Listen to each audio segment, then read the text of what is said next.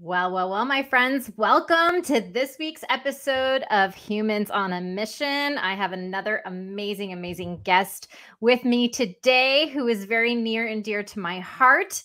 Her name is Asha D Ramakrishna. She's a #1 best-selling author of the book, The Priestess Code, Awakening the Modern Woman, where feminine principles are revealed for a more organic and harmonious approach to life. She has a background in microbiology, molecular biology and business development. She breaks all esoteric teachings into practicological approaches to living. She's a minister of spiritual peacemaking and incorporates philosophies. These are my faves right here: Feng Shui, karma healing, human design, and she has many more to bring to share. She's the founder of Dharma School, which she'll tell us all about today, which is the modern priestess school and sacred commerce program. She's originally from Venezuela and is part Indian, and she lives in Harvard, Mass with her family. Welcome, Asha. Hi. Hello. So good to see you. So I have to say, #1, I love your earrings. we share the love of earrings for sure. But I have to say is I'm very excited to have you here on the podcast today because Asha's very near and dear to me. She, aside from being such an amazing friend, she has been my coach from business to spirituality and mentor. And I totally look up to her. So whatever she shares today is something that I believe that you all will want to continue, certainly to stay in contact and learn from her words. I mean, oh my goodness, I could keep going. So welcome, Asha. I'm so glad that you're here. So we have so much to talk about in such a short period of time. I swear, I know we're not going to get through it and there's going to be more to this. But what I wanted to do was kick off really just by starting and sharing the Asha today. Who is Asha today? What does the world need to know about you, right? You're like, whoa, how long is this list? But the Reader's Digest version. You know what the succinct answer is, I'm a really ancient soul that is finding her way back home to herself. Oh, that's so beautiful. That's so beautiful. And we're going to talk a little bit about your recent trip, certainly to Egypt and what that was like. But I want to dive into a little bit of the gifts right now that you're really sharing in the world. Certainly, we are at a very interesting place globally.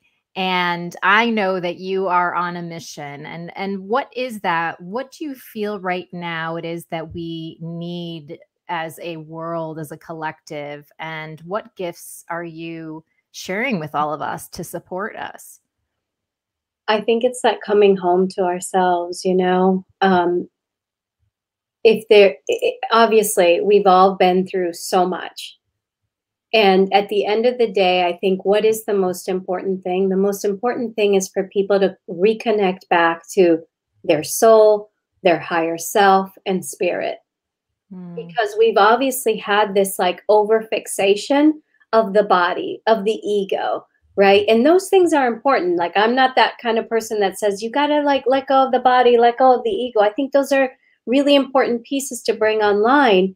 But how do we connect to what is actually beyond what we see, feel, and touch, right? What is beyond that? And what is it that each of us is here to heal so that we can evolve to the next phase? So I'm looking at it less about like this lifetime and more looking at it as like, how do you evolve yourself so that you can come to the next place of your own soul evolution, right?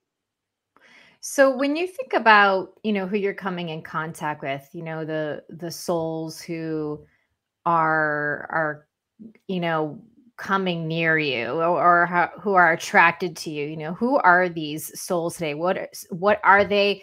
Are they needing exactly what you're sharing? Is there more to it? What kind of support do you see that they need? I mean, I obviously get people that are in all kinds of different places in their life, right? But what I'm committed to at this point in my life, after decades of doing my own personal work and decades of supporting people, is that these are the people who are connected to me are not new people to spirituality. They're people who are thriving in their own right, who have done healing in their own right, who are creating a ripple effect of something, right? Like there may be, you know, they may be creating a ripple effect at home. They may be creating a ripple effect in the companies that they run or the companies that they're a part of. And they know that they influence those who are around them. And that's who I love to come on board with me, because then I know that it's not just like a one-on-one. It's actually going to be like the more that I facilitate you coming home to yourself, the more you're able to do that for the, you know, 20, 30 people that you work at a time. Like, that's what I'm really jazzed up about. Right. And that's why, like, pilgrimages for me is like, oh no, bring the people who are leaders. Leaders come so that you can do your own. It's like, I'm beyond, or I'm past the, like, let me spoon feed you. It's more of like, let me show you what's already in you. And I'm trying to kind of curate the experience for you.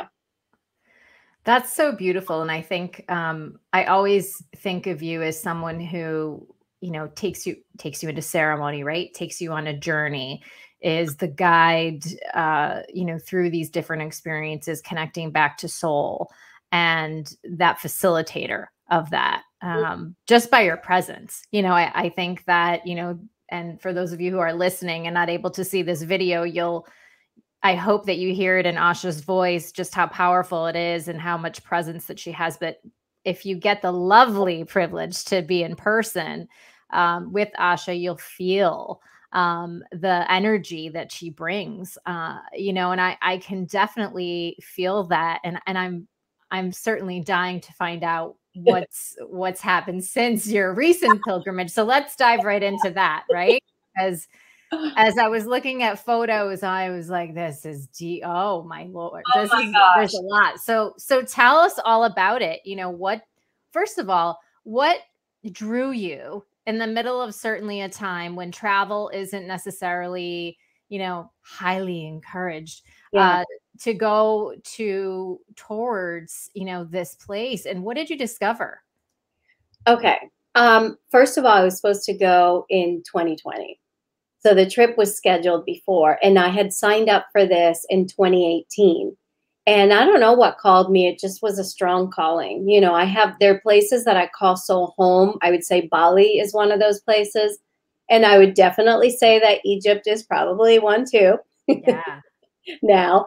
And I don't know that I don't know what I was looking for. I just thought it sounded cool. It sounded like something was calling me there, and it kept popping up, right? So it was like, ooh, okay, pay attention here. And so I was very apprehensive to go, obviously.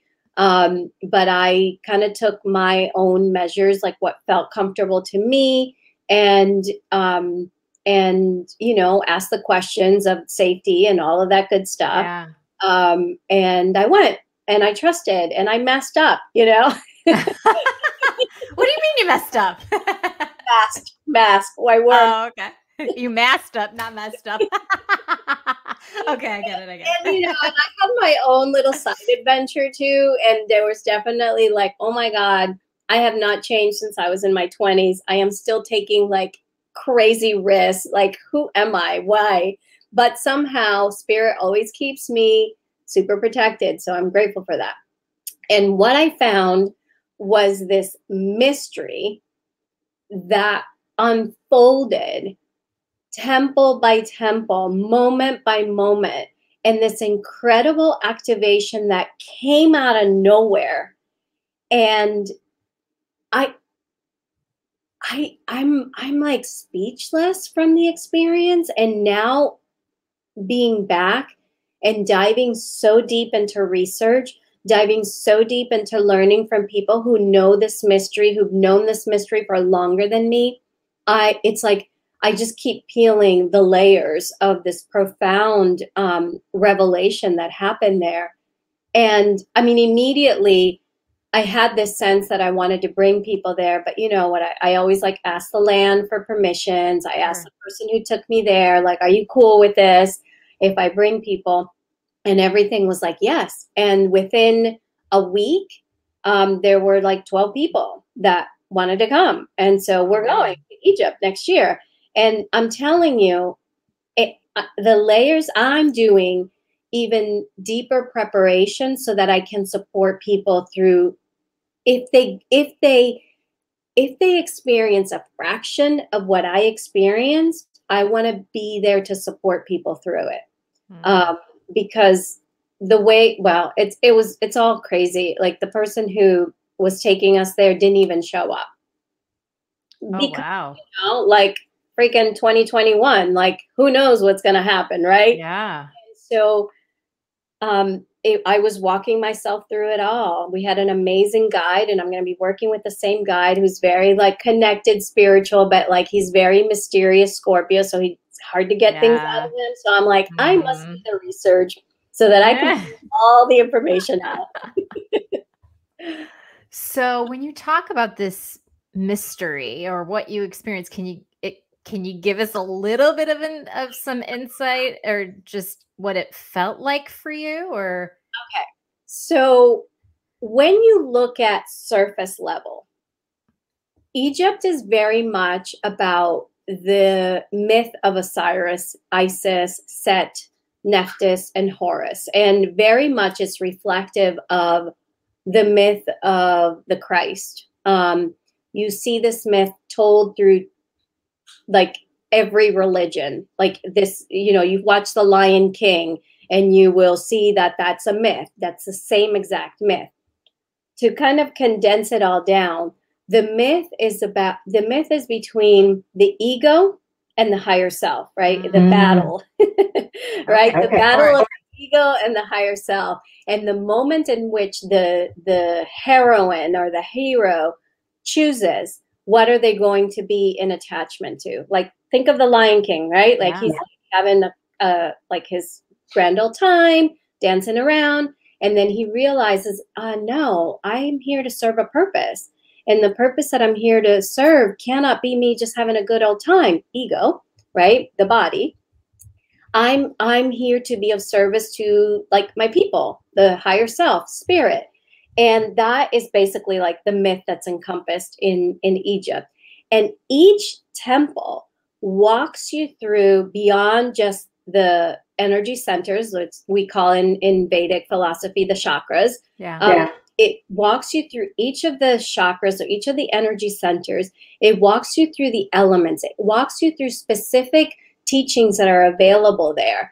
And honestly, you don't even have to try that hard. Because in Egypt, the thing that I was not prepared for was that in Egypt, you can't, like, not like Bali, where you can like do your ritual and sit and meditate and they're just like, oh my God, yay, they get it. In Egypt, there are strict rules because of the religion. There are strict rules not to do pagan rituals, not to do anything related to, anything related to rituals. So you can't. And the way in which you receive, the way in which you transform is very innocent. I mean, for me, it was like, I just like touched every wall, you know, and like, just like, I knew that all I wanted was first was to make an offering in whatever way I could, simple, water, a piece of incense, like anything that I could just like make that offering as a thank you. And then be in reception of whatever it was that temple and that spirit had for me. And yeah, it looked like me touching walls and it looked like me, you know, just like doing little mudras, but you can't like be like, oh, like you can't do any of that there. Wow. You can't, like, they just are like, you know, shake you down and like, that's just not what's going to happen. So in a year from now, you're going to be taking your own group. September next year. Next year. So did you say all those spots were full? They're not. Yeah. We have, I think, 5 spots left. Yeah. Okay. So at the end, when we share information about how to reach out and connect with you, that is where, if you are interested in going with Asha, obviously that that you can do that. Wow. So let's shift gears a little bit. I'm still kind of caught up in what you just said. To be honest, I'm sitting here saying, wow, we could talk probably all day about what occurred there. And I have to say, even though I wasn't there, I felt so much energy coming from the photography and the imagery that you shared. And I could really sense this full immersion into the land, the space, the receiving of whatever was there, which I thought, wow, this just seems like it's just such an amazing experience. And so thank you for sharing for all of us, obviously, who weren't able to go. Like, I was like, I don't want to be that obnoxious person that's like traveling. I'll be that obnoxious person. But then it's like the feedback that I got was like that people received a transmission from the images. They were very, I'm just sharing with you, they were very powerful. I felt it myself. And, you know, as someone who definitely connects with Egypt a lot, and, you know, it was the very thing that I studied when I was a kid, that I really, really connected a lot with the background and, you know, the hieroglyphics, and really just kind of understanding everything. Of course, being Greek, you know, there's a lot of connection. And so it's certainly really powerful. I used to draw Nefertiti, like, to be honest, as a young girl. So there's definitely something there. Yeah. So amazing, amazing. So shifting gears a little bit, because I want to talk about one of my favorite tools, human design, which, thanks to you, I have been shocked and my life is completely changed. So for those who are listening, can you share a little bit about what human design is and its power? And I know, again, we have a very short time. You're like, Connie, I can't do this in like 1 minute, but just the power of human design. You're a manifesting generator. So sharing a little bit about you and what that means. And for those of you listening, I'm a projector, and I'm a 1-3 splenic projector, for those of you who know what it is. But if not, all right, I'll shut up now so you can you can share about it. I'm a 4-1 manifesting generator. And so what does that mean? So basically, human design is a synthesis of Eastern, Western astrology, I Ching, the Kabbalah, the quantum mechanics, the Hindu chakra system. And it's this combination of all these things. And what I love and appreciate about it, and first of all, I'll say I found human design 15 years ago because I have a reflector daughter, and they are like 1% of the population. And basically I was like, I don't know what to do with this human. And someone said, have you heard of human design? And I was like, no, but bring it, right? Yeah. Like, that's where you are when you're like, help me. And what I love about it is that how much it helps us with decision making, helps us understand our sensitivities, and helps us to really see what our gifts are, so that we move away from this like strengths and weaknesses, you know, and more of like, no, actually, like, who are you? Who are you? And how can you yourself, as you're looking at your chart, as you're experiencing your chart, as you practice your chart, how do you embody yourself in a deeper level, and kind of begin to let go and heal from the conditioning of your family, your environment, our culture, the world, your own, like, the stuff that you've put in your head, the ego stuff that you say, the ego. Yeah, the ego, the body, like, all those things are at play, right? And that's what I love about it. And then it began as a family tool, then it moved to a personal tool, then now it's like I teach people how to help other people to know their own charts, right? So I love it so much, and I also want to honor the foundations of where it comes from, right? The I Ching, it's sacred teachings, the Kabbalah, the Hindu chakra system, and astrology also. You know, as you know, I use the foundation of astrology as an entrance point to better understand your human design. And there are 5 different types. There are manifestors, projectors as you, manifesting generators, and reflectors. Did I miss any? No, that you said generators, yeah, you said them all. Yes, we're all here. We're all here to cause a ruckus. No, but you know, I have to thank you, because if it wasn't for you, I think I would have continued to burn out and burn out and burn out. Although it still happens, but I am able to take care of myself in a different way through rest and really perception of accomplishing things, you know, certainly wouldn't have happened, I think, without this understanding, you know, of this amazing, amazing, you know, tool. And, you know, it certainly changed my life, and I love seeing it change so many others' lives. And you do this with so many. So just wanted to share that a little bit, because you are my guru, I always say, you know, in many ways, you know, to go to for that. So, which brings me to my favorite part that I want us to talk about here, which is the book, The Priestess Code, which is Awakening the Modern Woman. And I love the story of how you actually received information to write this book, which is a wild story. So tell us about how this came to existence. I know. It's like one of those things that you're like read about and you're like, that'll never happen to me, but it'd be really cool if it did. And it did.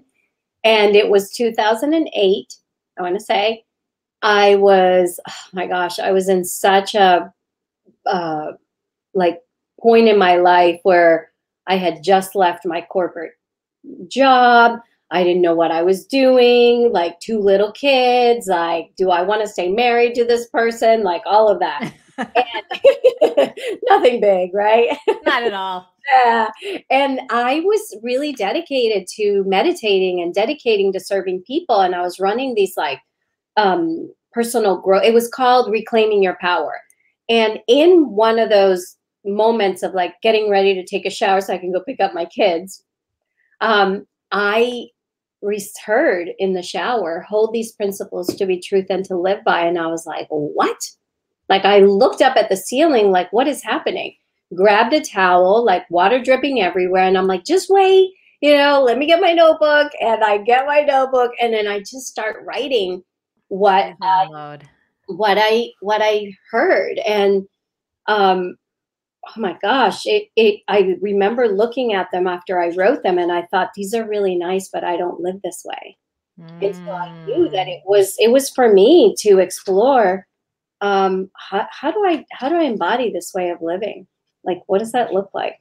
So it sounds like, you know, since you wrote this, or since you know, you've put this out there, it sounds like you've been led and embodying these principles and really sharing them, which, you know, certainly then connects you to Dharma school and modern priestess school and lots of things. So tell us a little bit about how, you know, these principles, or tell us really all about what is Dharma school all about? So Dharma school is really the house, the embodiment of all these teachings, including the Priestess Code, because these principles are more yin in nature. Maybe some call it feminine. And to me, it feels as though we're in a time of balancing the two, balancing our yin and our yang. And Dharma school is modern priestess school, which is a school for priestesses that are modern. Duh. And sacred commerce is about shifting our ethics and our sustainable models of doing business that involve feeling good, being wealthy, and giving back. I mean, I think, and I have to say, I think that what all of this is really bringing us into the future. And I think that those who are called now are really being part of that shift, that transformation. And I just love what this is all about. I mean, I certainly have participated, you know, in sacred commerce, and really understanding that for anyone who is in business, that there is such an important component connected to the spiritual side. And that was something I had no idea about before I even met you. And then I said, oh, now I know why. And that really that changed me. You know, that gave me personally clarity when it came to my own mission and how I show up and how I am here to share my gifts with the world. And it's really because of all of these experiences and conversations and tools. It's more than that, certainly, right? You know, but these are, I feel like, the principles that we all need, you know, as a modern priestess, to really connect back to soul, right? To connect back to who we are and what we're here to do. So when you see yourself, Asha, in terms of your next steps, right? And I know obviously a year from now, there's another pilgrimage, you know, to Egypt. You know, what is your vision? What do you really see? You know, what mission are you on, would you say, at this point? I am very lucky, blessed that I have these teachings. And I also know that each individual person has their own teachings, their own soul curriculum. And if I could dedicate my life to taking people on pilgrimage, and I know it's a tricky time in our world to travel, but that would be like that would be heaven. If I could take you places and point you to things and have you discover your own inner medicine, that's it. That's it. So what does it look like? Yeah, it looks like taking people on pilgrimage. It looks like bringing people into a conversation on sacred commerce for now. And then I think Dharma school will evolve into something else. But for now, these are the kind of the two focuses that I have. Yeah. That's awesome. I really feel another book coming, Asha, just saying. Oh, no. Writing a book is such a process. So I'm getting myself acclimated to the idea. So I think it's more about the deeper rooted stories and of others, perhaps, you know, that are going through these journeys is what it might be, you know, what it might be connected to. I just feel like that there, as a leader, as a manifesting generator, as someone who is really here, you're creating something so beautiful and leading people through that. I just, you know, I'm excited I love watching you. So I'm excited to see what's next, certainly for you. So, we could talk forever. Obviously, we have so much that we could have shared in the short time that we have together. So how can everyone stay connected with you? How can they connect with you, stay in touch, learn more with you? Where shall they go? All right. So if there's one place, it would probably be having them get that download of the Dharma types so that they know their soul archetypes. That would be ideal. ashaisnow.com/Dharma, DHARMA. And I love hanging out in Instagram, quite frankly. So if you like Instagram, come there. And if not, find me on Facebook. But the Dharma archetypes are a way to, get a little something and then also stay connected to all that I'm doing. That's awesome. Thank you so much for being with us here today.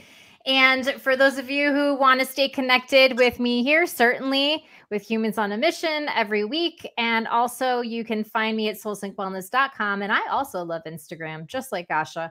And you can follow me and connect there at Connie Kanella. I look forward to seeing you all next week, where we dive in more into some other teachings and certainly more guests to come. So always, always, always remember to see, believe, and walk your path. And I'll see you all soon.